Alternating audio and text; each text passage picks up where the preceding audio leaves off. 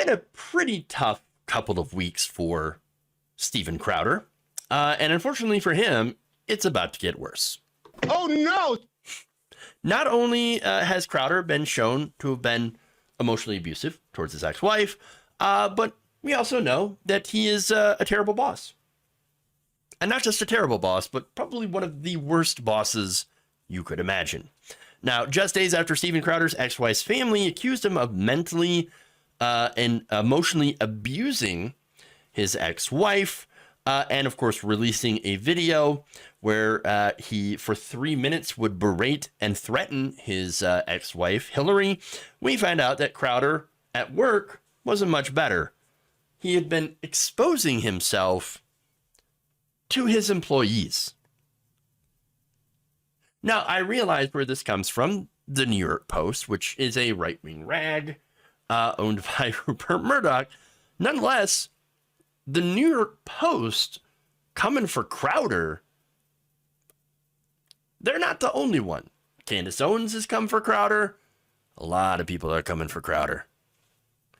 So now, the New York Post ran a story where it spoke to 10 former staffers on Crowder's show. According to the Post, 6 of them confirmed that they had witnessed him exposing his genitals to other staffers, and that it was just kind of a regular thing. Hey, look, it's Steven Crowder's penis again. Oh, geez, here we go. Oh, God damn it. There it is. Tallywhacker. That's not good. That's really bad. That is a terrible workplace. Now, in response to the footage of Crowder yelling at his ex-wife, one former employee told the Post, quote, "I'm not shocked, but it was pathetic what he did to Hillary. That might not be the Steven you see on the show, but that was the real Steven." Well, we kind of knew. We didn't know the particulars, but no, we knew. No. Now, according to ex-staffers who also spoke to the Post anonymously out of fear of retaliation or due to signed NDAs, Crowder, in addition to being, of course, an abusive husband, was also an abusive boss who would frequently berate employees, including his own dad, and would subject subordinates to humiliating tasks like doing his laundry. No. Why is it that in a lot of these situations where you have a very right-wing, host or a boss, whatever, this happened, I think at Project Veritas with James O'Keefe. Also, there was a lot of sexual anarchy going on there as well. Sexual anarchy. All right. With him being also a terrible boss, ordering subordinates to do degrading and humiliating things. Why is it that so many of those people who work for, and I know it sounds like I'm victim blaming here, right? But it struck me odd that so many people would degrade themselves for someone like Crowder. Beta!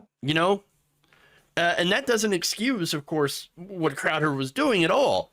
But I just do find it interesting how a lot of the tough guys on the right wing just bow to these kinds of people. It's pretty gross. And it's gross, by the way, what Crowder had allegedly done to these employees. That's a toxic workplace. Toxic indeed. Now, let me also go further here. So you guys probably remember the last time I talked about this. I mentioned that Crowder even had a button installed on his desk. It was a shut up button to one of his co-hosts.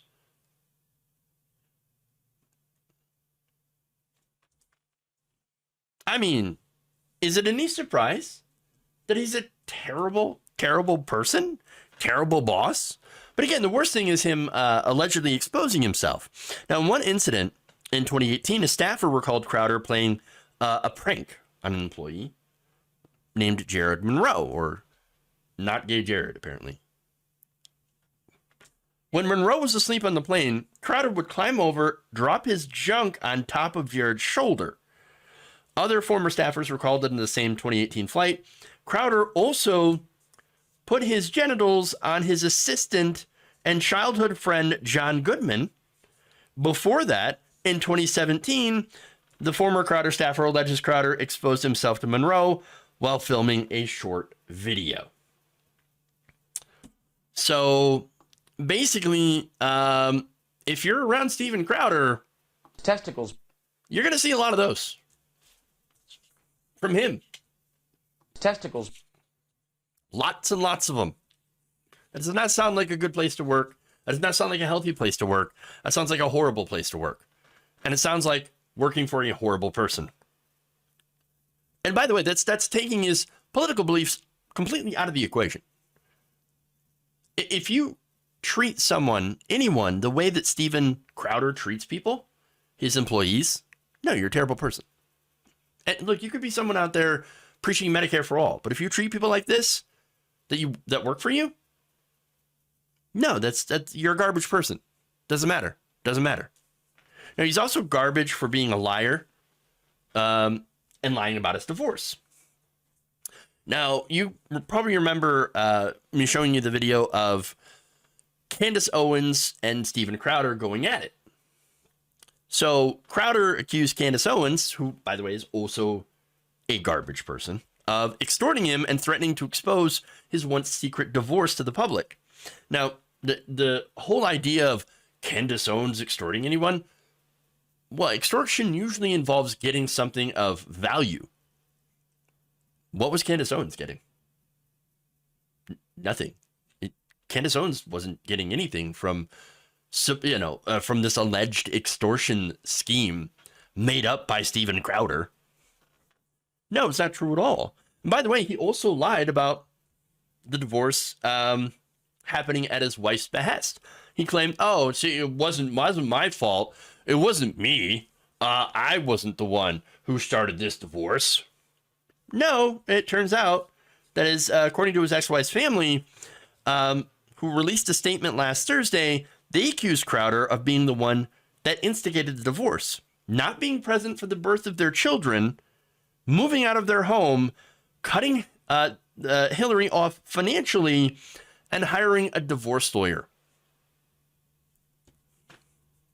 behind her back, by the way.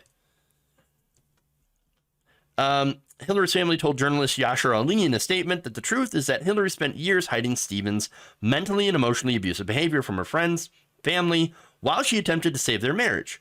She was the one who was asking to work on their relationship to keep the marriage intact for their unborn children. The family also showed the Ring camera footage of a confrontation between Crowder and Hillary, who was 8 months pregnant at the time. I'm sure you've already seen that video. It's been everywhere for quite some time.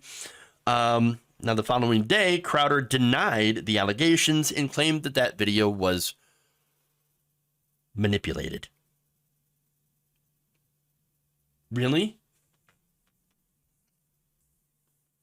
Again, if you watch the video, it's pretty clear the amount of emotional abuse here that was targeted towards his wife. One of the things that I noted there is she wanted to use a car. Why does somebody that rich only have one car? If you're that wealthy, you couldn't get your wife a car. I mean, that would. I'm not rich. I helped my wife get a car when hers broke down. So why would you be that rich and not allow your significant other to have a vehicle? Well, we know what it's about. It's about control. This is a method of control. And if you listen to the way that, he would refer to her, you need discipline. You need to listen to me. You need to do your wifely duties. You need to give the dog medicine, even though you're 8 months pregnant, and it is not advised to be exposed to that kind of stuff while you're pregnant. All this stuff. You need discipline, though. Why aren't you doing your wifely duties? I don't love you. No, that's clear emotional manipulation. The only thing that's being manipulated was his ex-wife. into doing whatever he wanted through this emotional abuse and verbal abuse. So that's who Steven Crowder is. It's not a surprise that we find out who this is because he's shown us very, very openly exactly who he is. A controlling, manipulative, abusive piece of crap.